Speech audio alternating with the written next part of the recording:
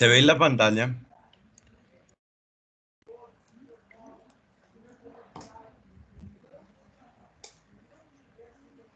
Sim, doutor. Dale. Entonces vamos a ver los puntos más importantes de cada uno de los temas que vimos acerca de la anatomía ocular y de anexos. Claro, con énfasis en algunas alteraciones patológicas de las condiciones que vimos. En una parte inicial se da énfasis a lo que es la órbita, la conformación de la órbita y todo el tema de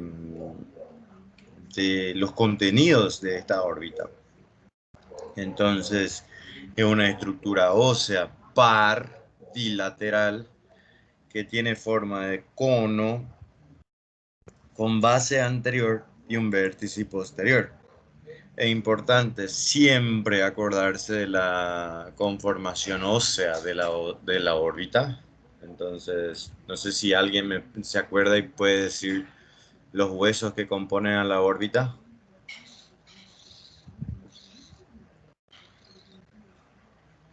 Zigomático, maxilar e frontal, que é base. Base, muy bien. ¿Y el vértice? Lagrimal, palatino, esfenoide e etmoide. Muy bien, muy bien. Estos son los 7 huesos que sí o sí se te va a preguntar en cualquier tipo de examen cuando hablamos de anatomía del sistema ocular y anexos. La órbita hace parte de los anexos, ¿verdad? Bueno, es importante conocer también todo lo que su función es de protección mecánica, ¿correcto? Hay que mencionar cuáles son las estructuras que son protegidas por la órbita. Entonces, además del globo ocular, ¿qué más la órbita protege? ¿Alguien se acuerda? Perico lagrimal. ¿Otra cosa?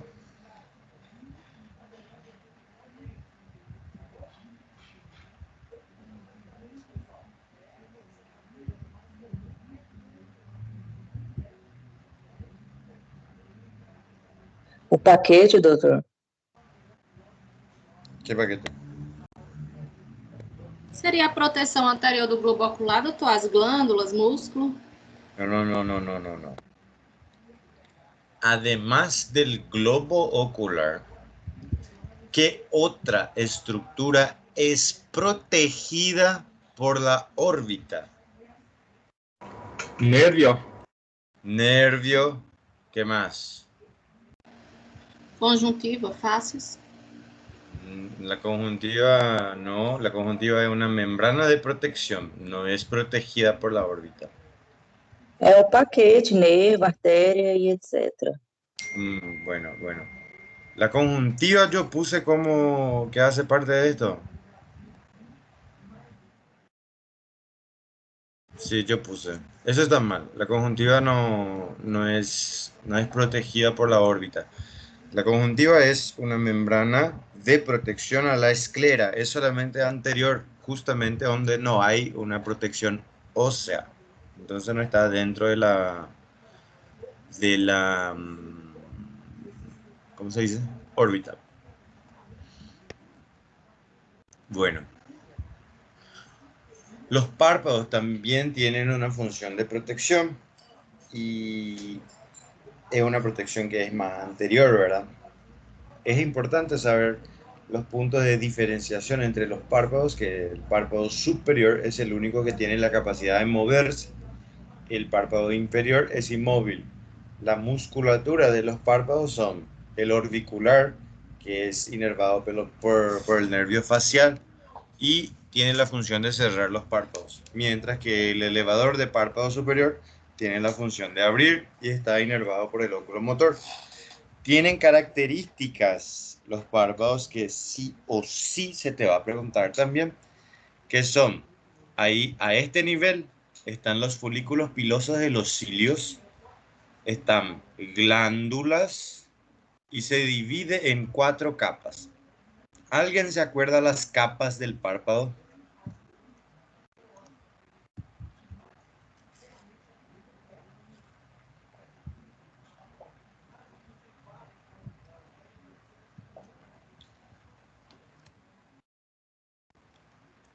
las capas del É párpado. a pele, músculo, tarsa, Piel, mucosa músculo. conjuntiva. Muy bien, muy bien.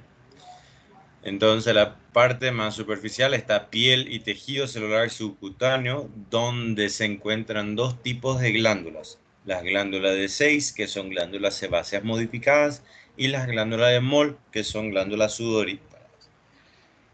Atrás de la piel está la capa muscular. En la capa muscular tenemos el músculo orbicular y el músculo elevador de los párpados. Después está la capa fibroelástica, que es la capa del tarso palpebral. Tiene como característica el sitio de inserción de las glándulas de meibomio, que son glándulas de secreción lipídica, también son modificadas y tienen su secreción dirigida a manutención de la película lagrimal o filme lagrimal. Y por último está la mucosa. La mucosa es una capa que se prolonga y conforma la conjuntiva. Muy bien. De las glándulas de meibomio siempre dar un poco más de énfasis porque son las que tienen mayor interés clínico. Después hablamos de las vías lagrimales. Las vías lagrimales ustedes deben de saber su composición. Cuáles son las estructuras que componen a la vía lagrimal y cuál es la función de cada una. Siempre, siempre, cuando hablamos de lágrimas, tenemos que hablar de filme lagrimal. Los tipos de lágrimas, ¿cuáles son? ¿Se acuerdan de eso? Os 3 tipos de lágrima que a gente tem. Aquosa, lipídica e a mucosa. Muy bien, tenemos acuosa, lipídica y la mucosa. La lipídica está secretada por la glándula de meibomio, que constituye una parte muy pequeña de 3% hasta 4%.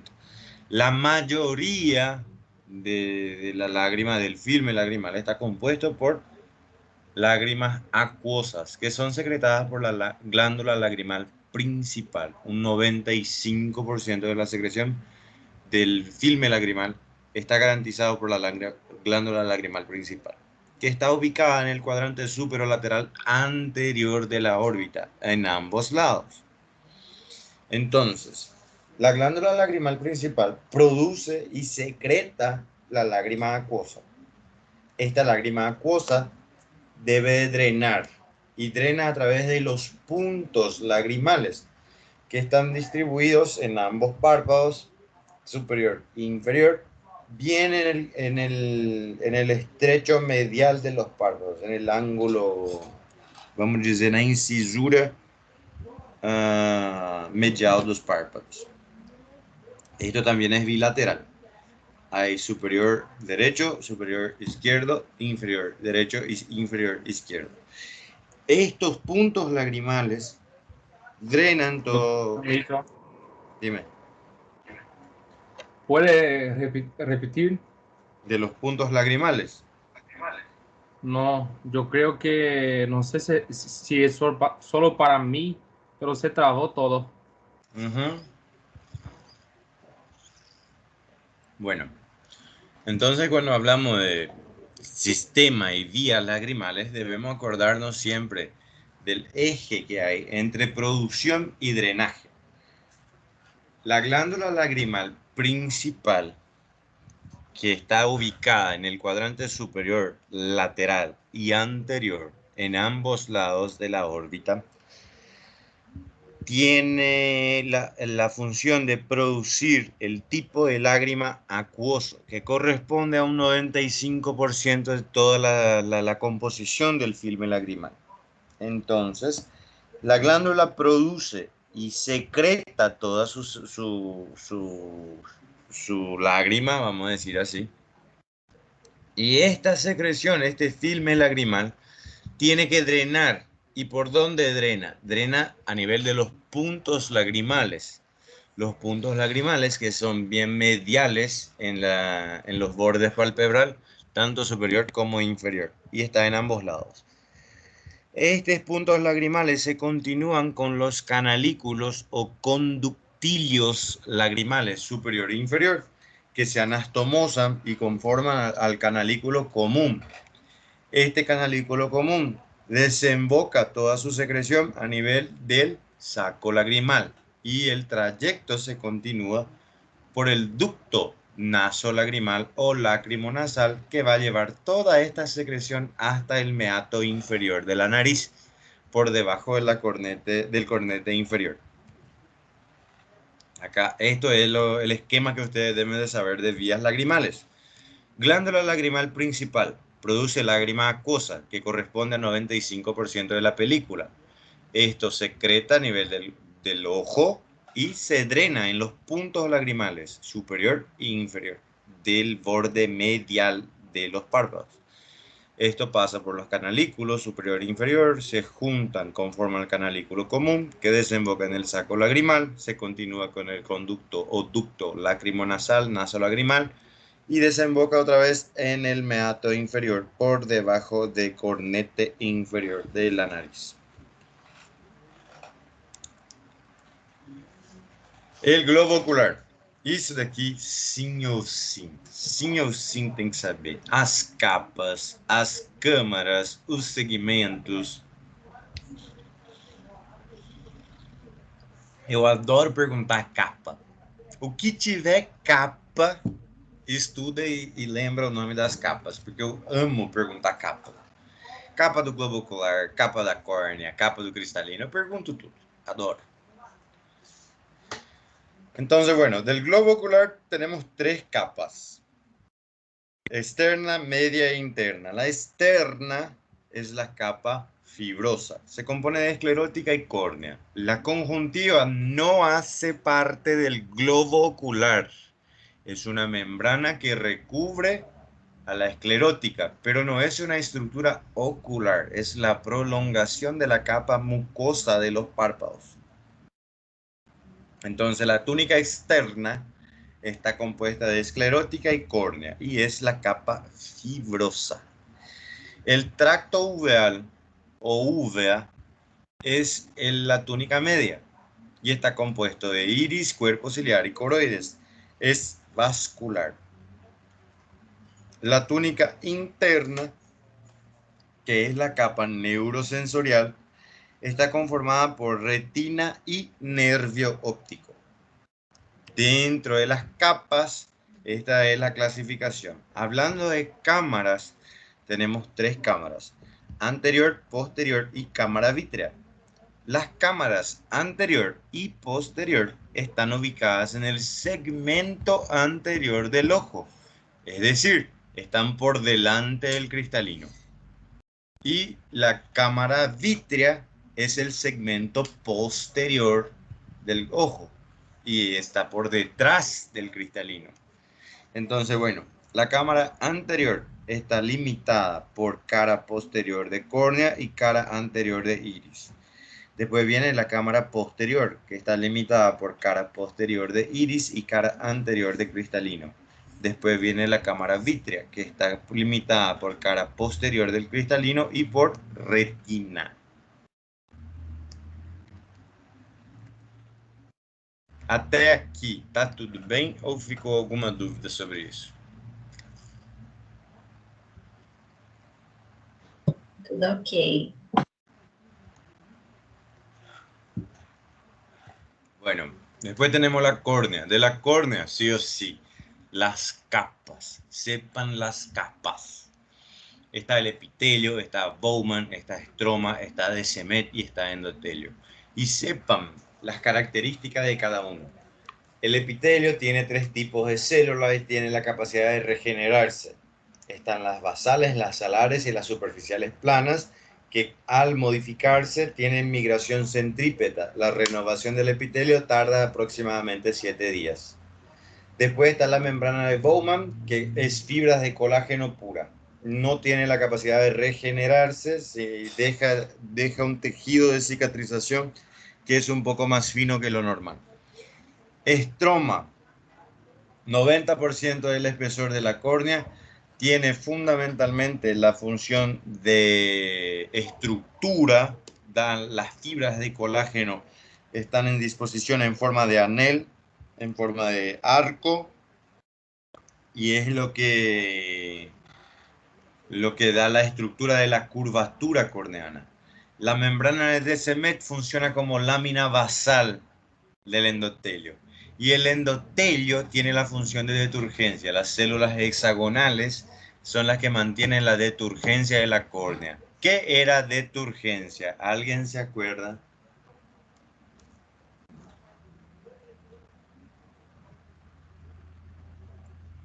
Seria para manter seco, não deixar acumular água na córnea, líquido? Exactamente, exactamente. La deturgencia es mantener seca la córnea y así le mantiene transparente. Muy bien. Las curiosidades, ¿es un tejido avascular? Claro, porque tiene que ser transparente. Si era vascularizado iba a ser opaco. La nutrición se garantea a través de los vasos perilímbicos y del humor acuoso. Es una capa que es inervada por el trigémino, por eso hay un reflejo corneano. Y está la oxigenación que se garantiza por el aire que está disuelto en la lágrima. Estas son las capas, acuérdense de las capas, sí o sí, acuérdense de las capas y sus características principales. Entramos en limbo. Limbo también tiene una función que es muy importante, entonces sepan dónde está, de qué está compuesto y cuál es su función.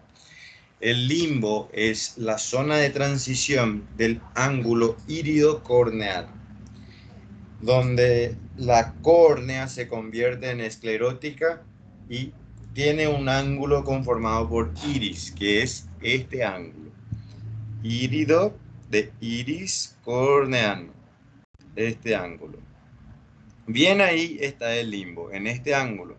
Se compone de dos estructuras fundamentales, que son la malla trabecular o retículo trabecular, como ustedes quieran llamar, y los canales de Schlemm. Malla trabecular es el local de entrada, drena a los canales de Schlemm que llevan todo eso para las venas episclerales y venas ciliares. ¿Cuál es la función del limbo? Funciona como un sistema de drenaje de humor aquoso. Alguém se lembra quanto de humor aquoso é produzido por dia? 3 cc, que es igual a 3 milímetros. Muy bien. ¿Y cuánto se debe drenar? Los 3 milímetros o 3 cc. Muy bien. Si se produce 3 cc, se debe drenar 3 cc. Si no ocurre eso, si drena menos de lo que se produce, ¿qué pasa con la presión intraocular? Aumenta. Y si aumenta la presión intraocular, ¿qué puede pasar? ¿Cuál es la consecuencia? Glaucoma. Un glaucoma. Muy bien, muy bien. El humor acuoso, entonces. Un líquido claro, acuoso, obviamente, su nombre dice luego que es acuoso, que se encuentra en el segmento anterior del ojo. Se produce a través de los procesos ciliares del cuerpo ciliar, que secreta aproximadamente 3 cc al día. Se debe haber un equilibrio entre producción y reabsorción, que es el responsable por manutención de presión intraocular. Funciona también como una barrera hematoacuosa. Claro, ¿por qué es importante que sea una barrera hematoacuosa? Para mantener la transparencia del segmento anterior. Senão, se ele misturasse com o sangue, ia ser opaco, não ia dificultar o proceso de visão. Bueno, ahí está el trayecto. El humor acuoso se produce en los procesos ciliares del cuerpo ciliar, sale a nivel de cámara posterior, pasa a través del cristalino a cámara anterior y drena en el limbo, malla trabecular, canal de Schlemm, venas episclerales hasta la vena ciliar anterior. Después entra la coroides. La coroides es la capa vascular. Es esta de la uvea, ¿verdad? Es una capa que es muy rica en vasos sanguíneos y tiene la función principal de nutrir a la retina. Está separada de la retina por la membrana de Branch. ¿Alguien se se lembra de qual é o nome do sistema capilar da coroide para nutrir a retina?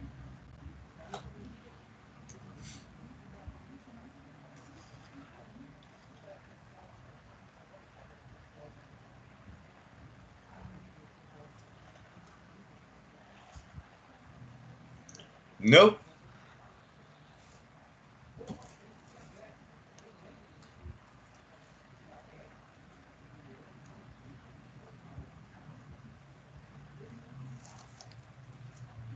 Ninguém se lembra? É o sistema coriocapilar. Brinda 70% da nutrição da retina. Outros 30% são dados pela artéria cílio-retinal. Esta coroide se dilata y da origen al cuerpo ciliar. El cuerpo ciliar tiene tres funciones principales. ¿Cuáles son las tres funciones? Acomodación visual. ¿Por qué? Porque tiene músculo ciliar. ¿Y qué hace el músculo ciliar? Contrae y estira el cristalino. Entonces es la primera. Segunda, producción de humor acuoso, 3 cc diario. Producción de zónulas ciliares del cristalino. ¿Qué son las zónulas? Las zónulas son las fibras de sostén del cristalino. Então, quando o músculo ciliar se contrai, ele tem que transmitir essa contração até o cristalino para poder esticar ele e fazer o processo de acomodação visual. Como que isso acontece se não tem nenhuma aderência do músculo ciliar com o cristalino propriamente dito? Através das fibras zonulares. Essas fibras zonulares estiram o cristalino por contração do músculo ciliar e faz o processo de acomodação visual.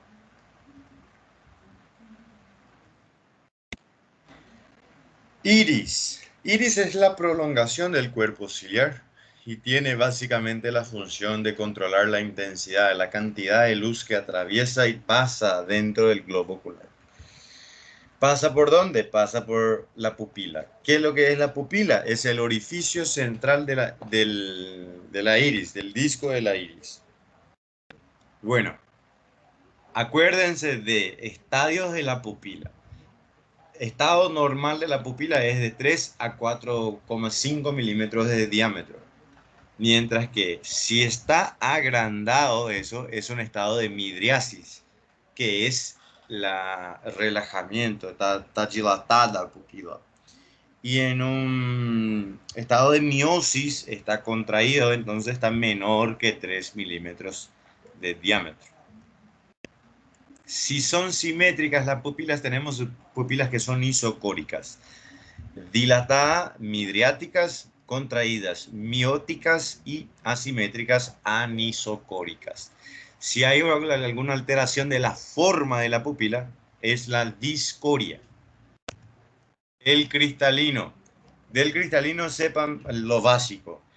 No es inervado, no tiene vascularización, es una lente y nada más, una lente biconvexa que tiene 4 cápsulas.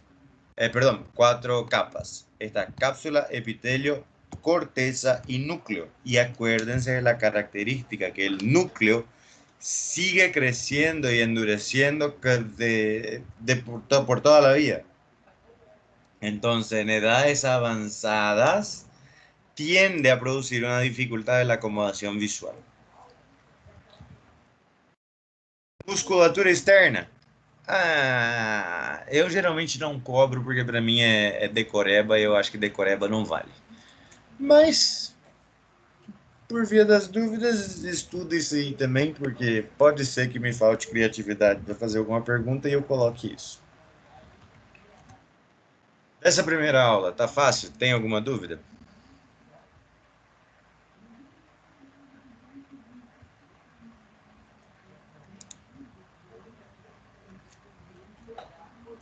Tranquilo, doutor.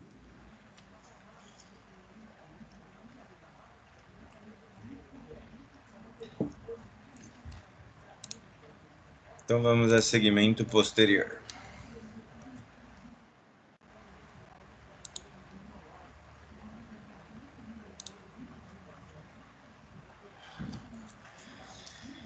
¿Se ve la pantalla? Sim. Bueno, el segmento posterior es un poco menos de cosas. Humor vítreo, curiosidades nomás. Ocupa 100% de la cavidad posterior, tiene un pH un poco superior al pH plasmático y su secreción proviene de las células retinales. Enfermedad de las moscas volantes, eso sí, sepan conceptos de la enfermedad. ¿Qué es lo que produce la enfermedad de las moscas volantes? ¿Qué es la enfermedad de moscas volantes? Son sombras en la mirada del paciente. ¿Eso deriva de qué? De opacidades que están flotando en el vítreo. ¿Qué son estas opacidades? Puede ser grupos de células, pueden ser membranas, puede ser agregado de proteínas. Sepan esto es lo básico. Sepan también que hay una relación no directa, no hay adherencias firmes entre humor vítreo y retina, pero en situaciones traumáticas donde se produce un desgarro de la retina, esto va a manifestarse también com alterações del vítreo. Então, num desgarro de retina, a gente tem hemorragia, se manifesta com essa tela escura na vista do paciente, e a hemorragia vai sujar, entre aspas, o vítreo. Entre aspas não, vai sujar realmente o vítreo, que era transparente até então, agora ele está com opacidade boiando, e vai manifestar com essa chuva de pontinhos na vista do paciente. La retina, esto sí, sepan qué es la retina, cuál es su función. Retina hace parte de la capa neurosensorial del ojo. Su función es recoger, elaborar y transmitir informaciones visuales. Si recoge por alguien, ¿qué parte, qué tipo de células de la retina recogen la información visual?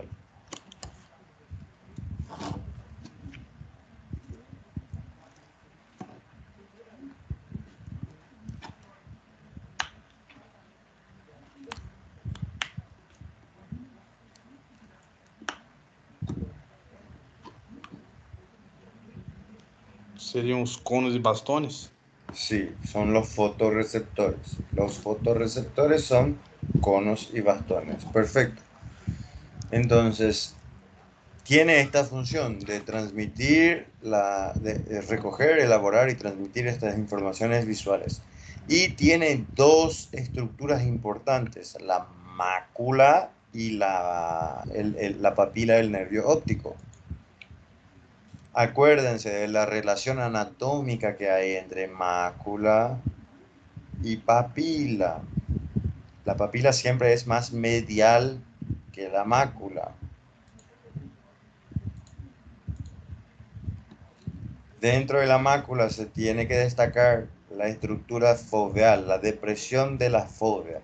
La mácula está en el centro del polo posterior y acumula carotenoides. Por eso tiene esta coloración que es un poco más oscura que toda la retina. Importante, diferencia entre mácula e fóvea.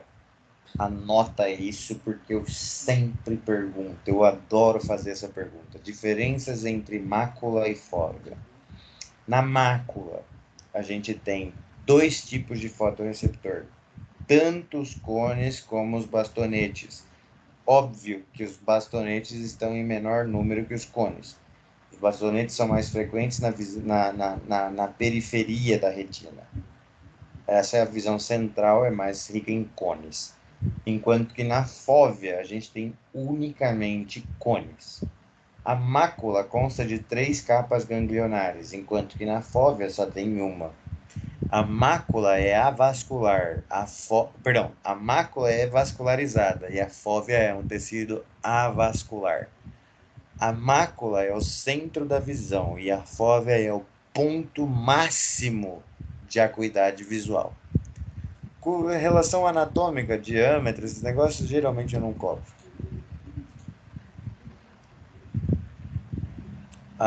De las capas de la retina, sepan las capas. Sepan la diferencia que hay entre conos y bastones. Estas de las capas, dentro de las 10 capas de la retina hay 3 que son para mí las más importantes.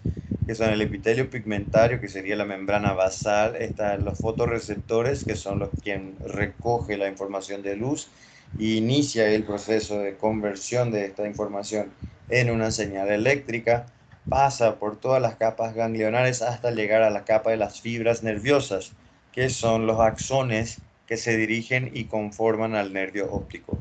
Então, das 10 capas, essas 3 são as mais importantes. 1, 2 e 9. O sentido, o caminho da informação nervosa. A luz atravessa todas as capas da retina, mas só é percebida pelos fotorreceptores. Essa fotorreceptor inicia un proceso de potencial de acción desencadenado por la luz, y esto lleva toda la información eléctrica a través de las capas ganglionares hasta la capa de las fibras nerviosas, que van a juntarse y conformar al nervio óptico, y lleva toda la información hasta el córtex visual. La papila del nervio óptico marca el inicio del nervio óptico, la raíz. ¿Por qué la raíz está en la periferia? Porque es un nervio aferente, recoge información del punto periférico y lleva hasta la corteza sensorial. Entonces, acá tenemos un punto de escotoma fisiológico. ¿Por qué un escotoma fisiológico? ¿Qué es un escotoma fisiológico? Es un punto ciego. ¿Por qué es un punto ciego? Porque está compuesto solamente por fibras nerviosas. No tiene ningún fotorreceptor. Si no tiene fotorreceptor, no recoge la luz. Si no recoge la luz, no ve. Entonces es un punto ciego fisiológico. Vascularización de la retina. Dos sistemas principales, el coriocapilar, que proviene de la coroides, y arteria cilio-retinal, que corresponde a un 30% de la nutrición de la retina. Nervio óptico, sepan las porciones: porción intraocular, intraorbitaria, intracanalicular e intracraneal. E isso daqui, sim ou sim, o trajeto, as fibras, os campos, isso daqui vai com gosto. Senta até entender. Se não entendeu, agora é a hora de pedir explicação. Porque eu vou fazer desse mesmo jeitinho que a gente fez no final dessa aula. Um caso clínico simulando uma lesão em determinado ponto e pedindo para você me descrever qual é a afetação do campo visual do paciente, tanto em olho direito como em olho esquerdo. Ou eu faço o contrário, eu te dou a lesão em campo visual e eu quero que você determine para mim em que ponto que está o problema do paciente, da via óptica.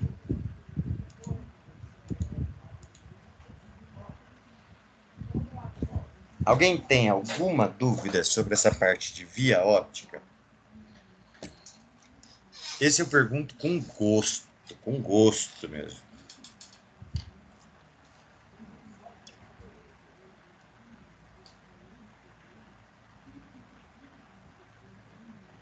Ah, doutor, sempre tem, né? Se quiser dar uma, A hora para esclarecer é agora. se quiser dar uma esclarecida no geral, eu agradeço.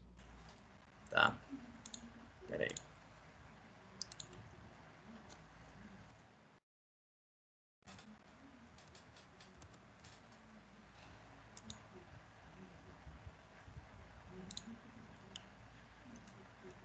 Ó, aqui, nossa via óptica. A via óptica começa através da retina. A gente sempre vai dividir a retina em dois tipos de fibra. As fibras nasais, que estão mais próximas à linha medial, e as fibras temporais. Ponto importante disso aqui.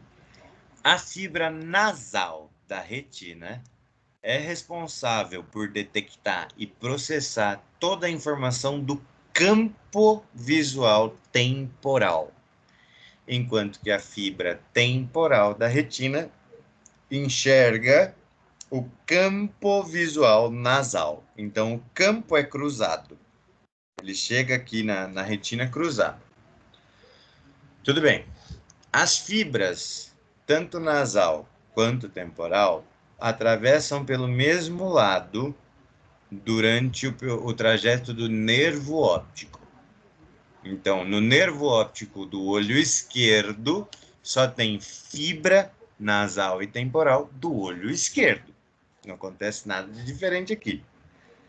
Quando o nervo óptico se junta ao nervo óptico contralateral, forma o quiasma óptico. E é aqui que começa a complicar. No quiasma óptico acontece o cruzamento das fibras nasais. Então, a fibra nasal do olho direito, no nível do quiasma, ela cruza para o lado esquerdo da via. E o do olho esquerdo cruza para o lado direito da via. Depois do quiasma, a gente tem o trato óptico, ou cintilha óptica. Pela cintilha óptica atravessa o lado, a fibra temporal do mesmo lado, porque a temporal nunca se cruzou, e a fibra nasal do olho contralateral. Então, por exemplo, aqui, nesse trato óptico de olho esquerdo, então é o trato óptico esquerdo, o que passam aqui são as fibras temporais do olho esquerdo, porque ela nunca cruzou, e a fibra nasal do olho direito, porque já é depois do quiasma, então já cruzou para o outro lado. Saindo do trato óptico, a gente chega no corpo geniculado lateral, ou... Meu Deus. Só um pouquinho. Ou como que é? Corpo geniculado lateral ou núcleo geniculado lateral. Esse núcleo emite radiações que vão para o córtex cerebral.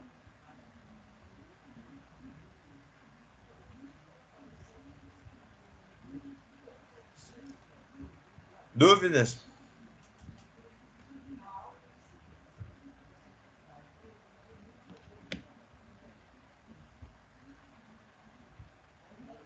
Tranquilo, doutor.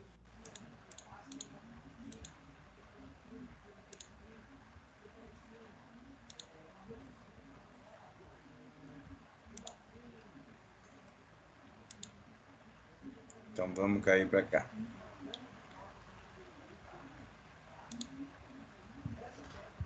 Me dá 5 minutinhos que eu vou ali pegar um copo d'água. Falei demais e falei muito rápido.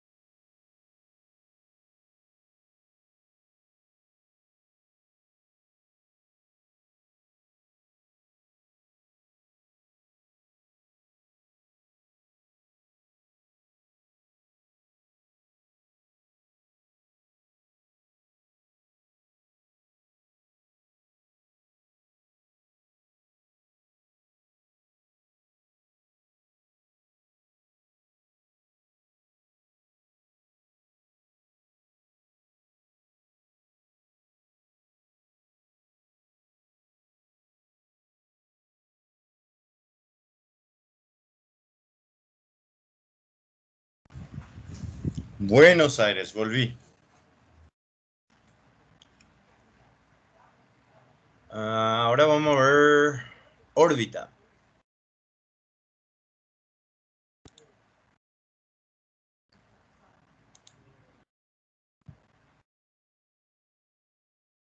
Ya.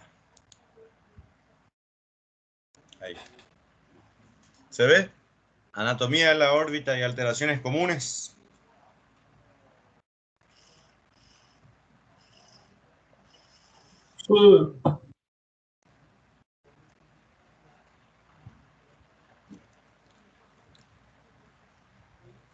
Tem alguém aí? Sim, doutor. Posso continuar? Sí. Pode. Dale. Bueno, generalidad de la órbita, como vimos desde la primera conformación, para qué sirve, cuáles son las estructuras que alberga. Y esto, a partir de acá. Acuérdense siempre que un proceso que es patológico o tumoral, que afecte el vértice orbitario, siempre va a dar más síntomas que un proceso en la base orbitaria. ¿Por qué? Porque ahí hay mucho más estructuras. Está paquete vascular, está nervio, nervio óptico, nervio oculomotores, músculos, todo está ahí por detrás. Entonces, mucho más susceptible. Quando a gente tem um processo patológico ou tumoral dentro da órbita, o que a gente gera? O que acontece dentro da órbita?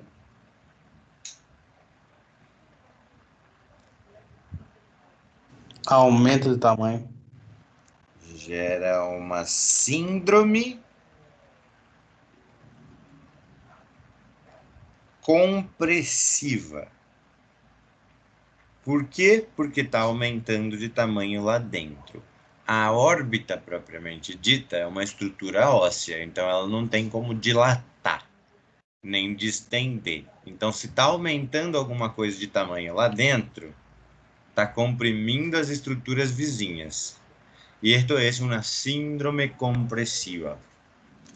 Esta síndrome compresiva, de acuerdo a la estructura que esté afectada dentro del vértice de la órbita, va a generar diferentes signos y síntomas.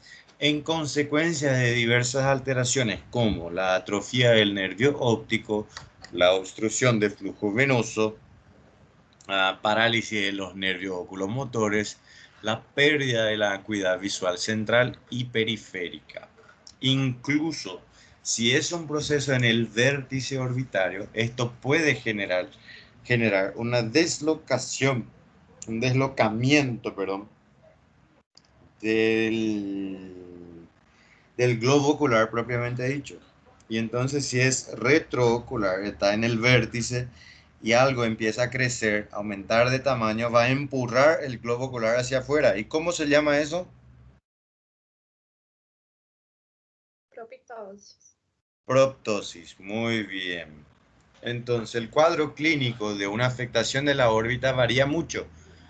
Puede ser desde edema de párpados y conjuntiva con enrojecimiento y lagrimeo, que serían alteraciones más de la base de la órbita, hasta dolor, que también podría ser de origen a una alteración de la base, pero hay síntomas de mayor gravedad que son en el vértice, como la proeminencia ocular, la proptosis, el desplazamiento o hundimiento del ojo, visión doble o borrosidad visual por afectación del nervio óptico, sensación pulsátil o audible de acuerdo a la estructura que esté afectada.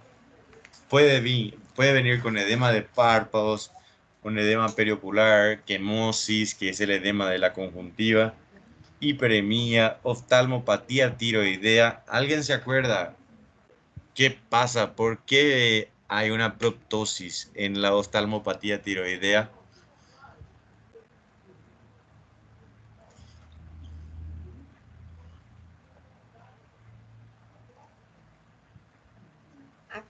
anticorpos no tecido ocular?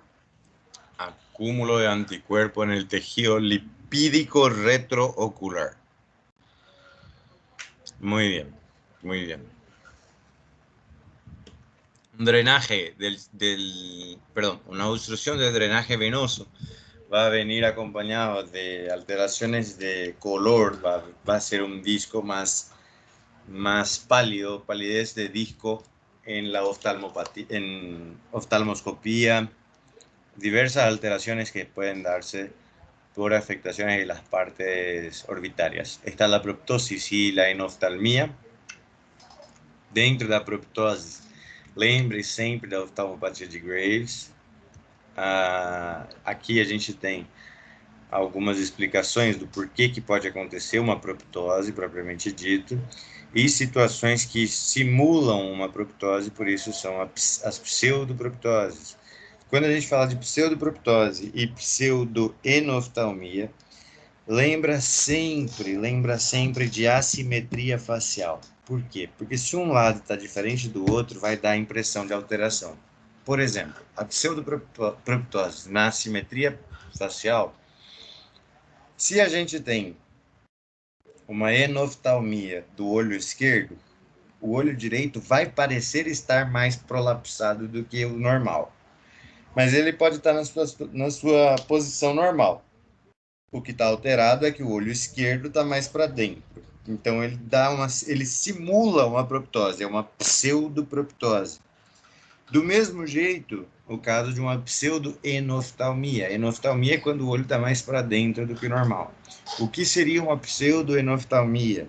Quando de um lado a gente tem uma protrusão do globo ocular, uma proptose, e o outro lado está normo incerto, está no lugar certinho. Porém, como um lado está saltado, o outro dá a impressão que tá mais para dentro do que o normal. Por quê? Por assimetria facial. Então, sempre lembra do episódio contralateral. Isso é um exemplo de exoftalmia por buftalmo, que é uma pseudo-exoftalmia, na verdade. O que está acontecendo aqui é que o globo ocular está dilatado, mas ele está no seu lugar correto. Aqui, a gente tem um exemplo de enoftalmia. Esse olho aqui está mais para dentro do que o normal. Dá a impressão de que esse aqui está saltado. Então, esse daqui seria uma pseudoproptose por enoftalmia contralateral. E aqui a gente vê também uma assimetria de pupila, que é o que a gente chama de... Acabei de falar isso. Como que é o nome de... quando as pupilas estão assimétricas? Anisocóricos. Anisocoria. Acá también explica posibilidades de por qué el globo ocular está más adentro de lo normal. Puede ser por anomalía de la conformación ósea, sea congénita o traumática, o puede ser también por un proceso de esclerosis del globo ocular o del contenido intraorbitario, que le da más espacio y esto parece un hundimiento del globo ocular. Dentro da enoftalmia, lembra sempre da fratura en extalio, que es el piso orbitario que se rompe y hay un hundimiento del globo ocular y sus estructuras anexas. Y está también el pseudoenoftalmo. Acuérdense siempre de la pseudoproptosis contralateral. Oftalmoplegia. El nombre te está diciendo, la limitación de movimientos del ojo, oftalmoplegia. ¿A qué se debe eso? Afectación o atrapamiento de músculos y nervios oculomotores. Isso daqui é a estrelinha. Esse daqui é o slide mais importante que tem em toda essa aula. A gente tem 3 possibilidades de alterações de la órbita. 3 orígenes de los síntomas de la clínica presentada por alteraciones de la órbita. 1. Alteración de origen ósea. ¿Cuáles serían las de origen ósea? Anomalía congénita, por ejemplo, cuando la órbita es más rasa o más profunda. Traumatismos. el traumatismo y traumatura y fractura tienden a reducir el contenido orbitario, porque aumenta la cavidad. Está rota, entonces está aumentada. E aqui também faltou a gente mencionar tumores de origem óssea. Porque, por exemplo, o osteosarcoma cursa com aumento do tecido ósseo. Então, a origem é óssea. Entonces, dentro de origen ósea, pongan anomalías congénitas, traumatismos o fracturas y tumores óseos. Después está aumento de contenido orbitario. Dentro de eso tenemos las patologías inflamatorias, infecciosas y tumorales que no sean óseas, tumorales que no sean óseas. Y después está por disminución del contenido orbitario, que sería pérdida del globo ocular, fractura ósea y atrofia ocular. ¿Por qué fractura ósea no entra como de origen ósea? Porque la fractura ósea puede darse en cualquier nivel de la órbita, no solamente en el piso.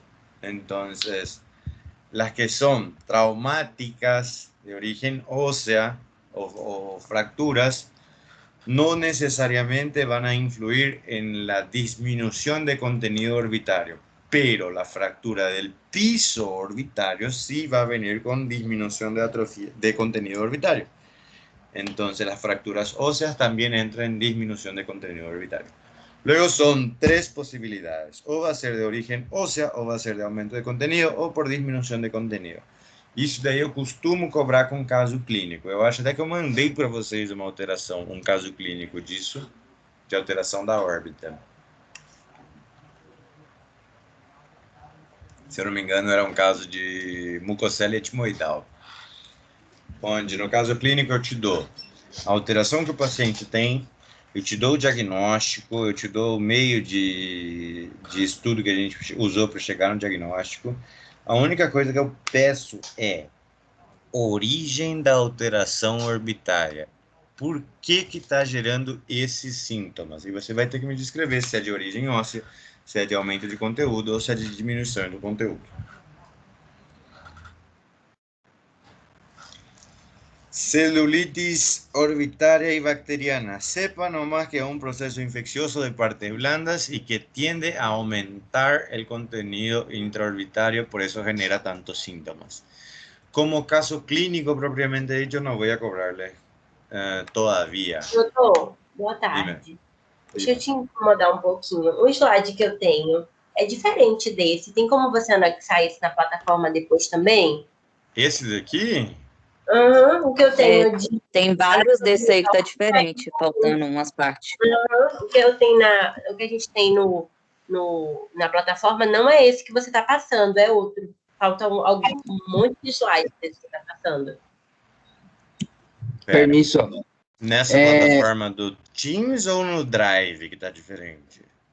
Na plataforma do Teams. No Drive eu não olhei, não. A do Drive tá completo.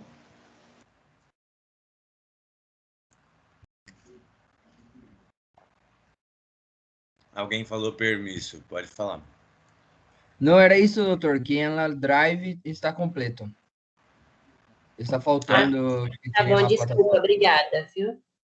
Ah, é porque aqui na plataforma eu coloquei a aula órbitas e párpados e vias lagrimais. Coloquei tudo numa aula só. Vou postar aqui também, a 3 e a 4 separado. Obrigada.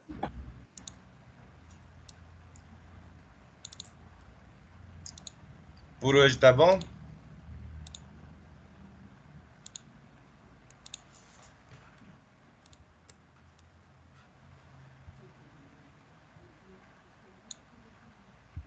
Vamos continuar o repasso na quinta com alteração de via lagrimal e exame clínico e erro de refração, ou quer continuar agora com via lagrimal? Acho que pode ser na quinta. Vocês que sabem. Eu acabei de colocar aqui na plataforma o 3 e o 4. Órbita e párpados e vias lacrimais separados. Muito obrigada.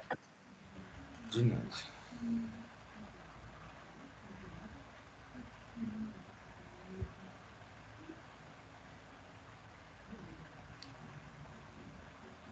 Pode ser?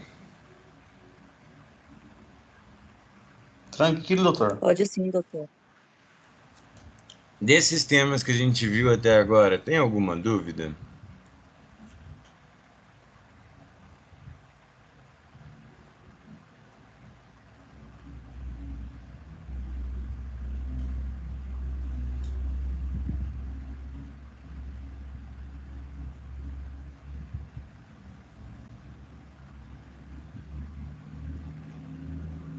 Não?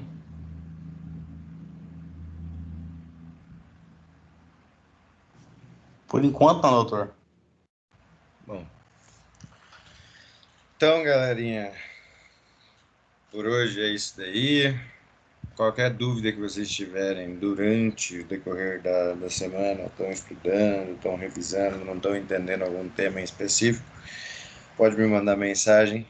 Geralmente eu demoro um pouco para responder, mas eu sempre respondo a qualquer dúvida que me mandam. Beleza? Beleza.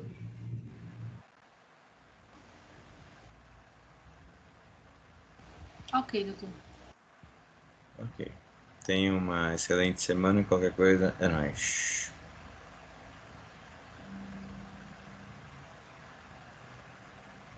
Fala, doutor. Abraço.